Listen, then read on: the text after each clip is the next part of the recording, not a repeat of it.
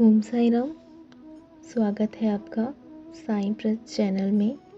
मैं साईं प्रिया आज आपके सामने बाबा की एक बहुत ही प्यारी लीला लेकर आई हूँ कि श्री साईं बाबा के धुनी के विषय में है कि जिसे हम बाबा की धुनी कहते हैं, जो बहुत ही पवित्र और पावन मानी गई है।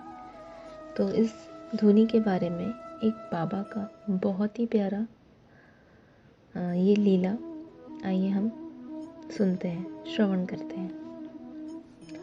श्री साईं बाबा की धुनी की लीला। श्री साईं बाबा ने शिरडी में आने के पश्चात एक अग्निशिखा प्रज्वलित की। यह ज्योत उन्होंने अपनी निजी योग शक्ति से ही निर्माण की थी। इसी अग्नि ज्योत की आज धुनी माई के नाम से संबोधित किया जाता है। बाबा के काल से लेकर आज तक इस धुनी का अग्नि दिन रात जलता रहता है। वही रक्षा ऊदी कहलाती है। साईं बाबा कई रोगों पर दवा देते थे। मरीजों की सेवा भी स्वयं किया करते थे। आगे चलकर दवा देने का क्रम बाबा ने बंद कर दिया और वे केवल ऊदी ही रुग्णों को देते थे। इस ऊदी के आश्चर्यजनक नतीजों के बारे में मैं बाद में आपको बताऊंगी। इस धुनी के लिए अप्पा भिल लकड़ी दिया करता था। प्रत्येक 2 कट्ठे बेचने के बाद एक धुनी के लिए देना, यह उसका नियम था। नागपुर के क्षेत्र में एक संत था जिसका नाम ताजुद्दीन बाबा था। उनके दरगे को एक बार आग लग गई। फौरन ही यहाँ शिरडी में साईं बाबा धुनी में से जो आग थी उसे बुझाने जैसा करने लगे। लोगों ने पूछा, बाबा आप ये क्या कर रहे हो?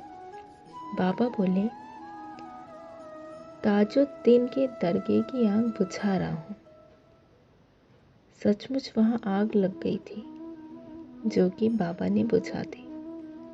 फिर 2 दिनों के बाद वहाँ से खत आया। उसमें ताजुद्दीन बाबा ने यह बात स्पष्ट रूप से बताई थी। एक लुहार बाबा का भक्त था। एक बार शिरडी में बाबा ने धधकती हुई धुनी में अपना हाथ डालकर उसमें से कुछ चीज निकाली। लोगों ने पूछा, बाबा आप ये क्या कर रहे हो? बाबा ने कहा, यदि मैं जरा भी देर कर देता तो बेचारी गरीब लड़की आग में जलकर खत्म हो जाती। आगे खत से यह मालूम हुई कि उस लुहार की बेटी सचमुच ही उस धधकती भट्टी में गिरी थी और तुरंत ही उसे बाहर निकाला गया। यहाँ बाबा का हाथ कुछ जल गया, लेकिन उस नन्ही लड़की को कुछ भी ना हुआ। इस प्रकार मैं बाबा के साईं सच्चरित्र के